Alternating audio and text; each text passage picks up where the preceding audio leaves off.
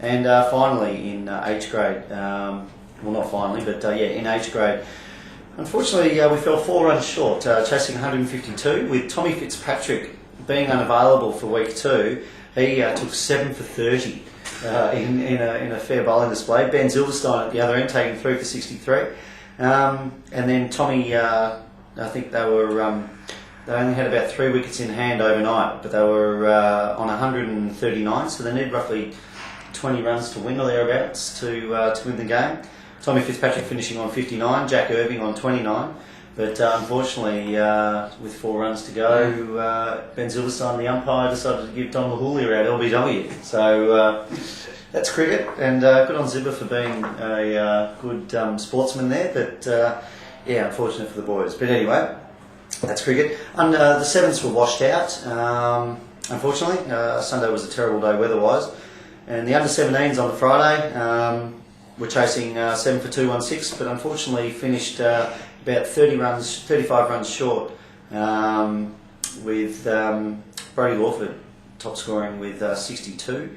I think 3 blokes were unavailable because they had some football-related meeting. A few kids trying to get into the under-18 squad. That's fair enough. Anyway, so be it. Our boys just fell short. Under-16s, the boys won, making 178 and defending that, rolling Bentley for 131. Ben Tiddy top scoring with 53, retired. Steve Galileos 37 and Keith McPhee 25. Bad luck, Jules Roberts. Under 14s, A&A lost 176 we were chasing, and we made 134. Unfortunately, no real highlights there. Under 12s, we won easy. Chasing 86, we made 145. Or actually, we defended at 145 rolling in for 86. So well done, boys.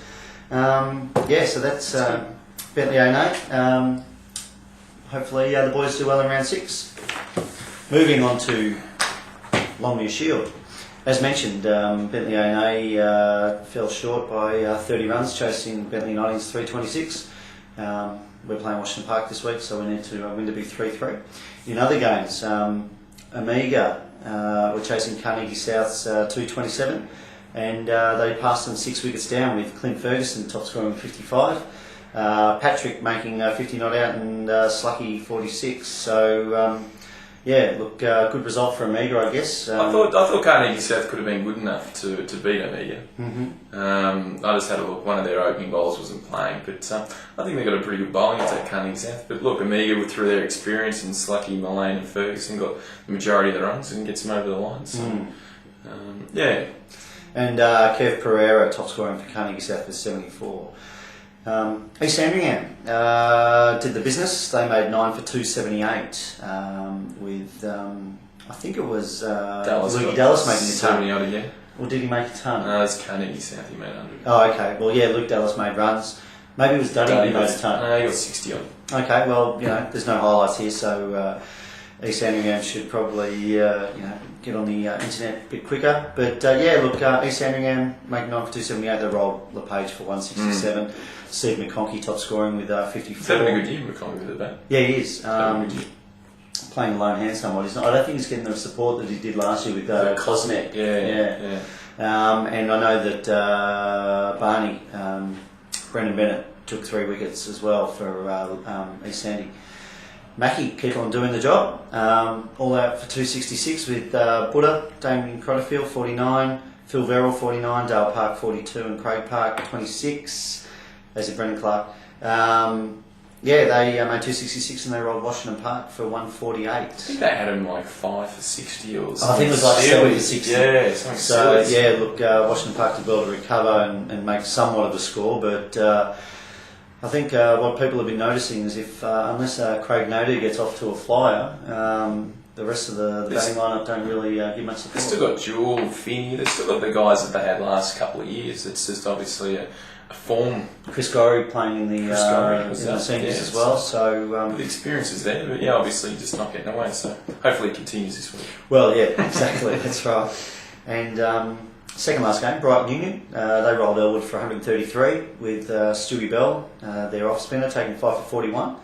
Northwich 2 for 18, and in reply, I think he's a spinner too, isn't he? Northwich. I think so. I don't know. I think so. But in the end, Brighton Union, they passed them. They only needed 100 runs on the second day, and Ivan did predict that they would leave Washington Park, Elwood out for a fair bit. A few words were said between Ivan and Marshall during week one, so Ivan decided to have a bit of retribution, and he finished 65, not out. Gregory making 51. And Bell making 45 not out as well. So it's probably a good thing for Ivan to do that because, mate, these guys have a good hit. Well, that's it. They've been doing the same thing. They've been finishing 3 or 4 down every week. They need guys to have hits in the middle, and I guess Stewie Bell having a good hit as well. That would probably been also almost the first time he's had a decent hit this season. Yeah, they're looking good, Brian. They are. They're on 4 and 1, and. West Bentley had a good run chase against Kingston Heath after being about 5 for 110. They chased Kingston Heath's 221. Kingston Heath with Al Manning making 53, to Silver 50, Glenn 28. And as I said, West Bentley were chasing the 221 after being about 5 for 110. Damien Casey finishing on 112 not out, and Jack McLeod making 51 not out. So that 6th wicket partnership obviously did the job for West Bentley. Yeah, that's the thing with West Bentley. They bat so deep anyway. They might be 5 for 100, but they've still got good bats coming through. From memory, Jack McLeod against us batted at 9 or 10. So it's funny the way they stagger their batting. Like, it's so inconsistent game after game. I don't know if that. Maybe it's planned to give them the opportunities every now and then.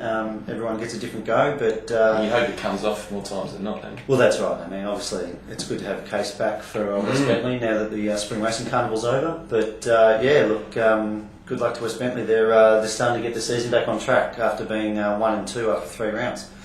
So that's Longyear Shield for round 5, so we're just about the halfway mark, and hopefully we can come out and be 3 and 3 after this game, and just still be back in the that top end of the pack rather than sitting 2 and 4. And well, that's right. You just want to at least be in the mix. You don't want to have the season over at this stage. West Bentley last year were in the same boat. I think they were 1 and 3. They got back to 3 and 3, and then they scraped through after a result. Scraped through the finals, and they're in the grand final. So there you go. Yeah, look, it's all not lost. So, but the job's ahead of us now. So, good luck to the boys this weekend. Good luck. Cheers.